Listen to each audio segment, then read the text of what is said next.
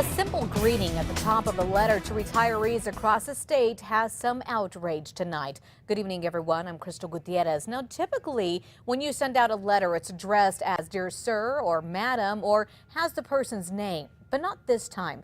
The state has sent out letters to retirees who are now collecting a pension and working another job, calling them what some say is an offensive name linked to the controversial, sensitive subject of double dipping. News 13's Gabrielle Burkhart is in the Newsplex with the letter and the details.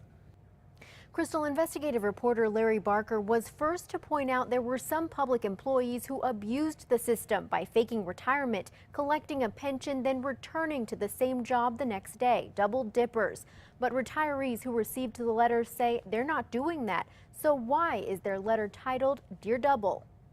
A letter dated May 7th from the Public Employees Retirement Association, addressed Dear Double, has created an upset. One viewer sent us a note saying it's disturbing that Para would address me as Dear Double. Double is not my name. A retiree from state police felt the same way. I think that offended a lot of people, and I've heard a number of comments from people that have received a similar letter.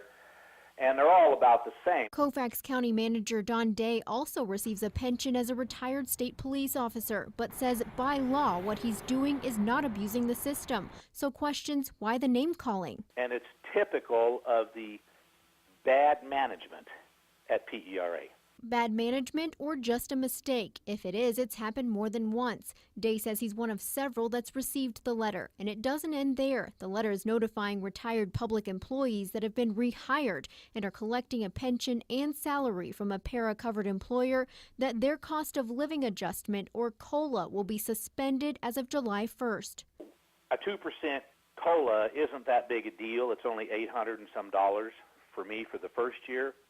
But it will be compounded for the rest of my life, and quite frankly, the rest of my wife's life. Day says this could be a life changer for his family.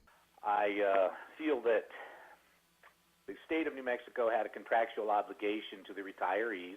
Day says he chose to work 20 years with the New Mexico State Police for the pension he's now been told will freeze. A 2009 Larry Barker investigation highlighted several public employees who were abusing the system by retiring on paper but never really leaving their jobs as they collected 2 checks. But many double dippers like Day say they're not abusing the system. When I retired, I went out and finished another education and went a completely different direction. Got the job as county manager, which is what I'm doing now. Day says the COLA suspension may force he and his family to relocate to another state since he relies on that income. The letter states a reemployed retiree must terminate employment on or before June 30th in order to keep receiving their COLA. Back to you. All right, thanks, Gabrielle. Now, one man told us he'll be requesting an apology from the para board for the, quote, derogatory wording in that letter. We called their office, but they are closed on Sundays.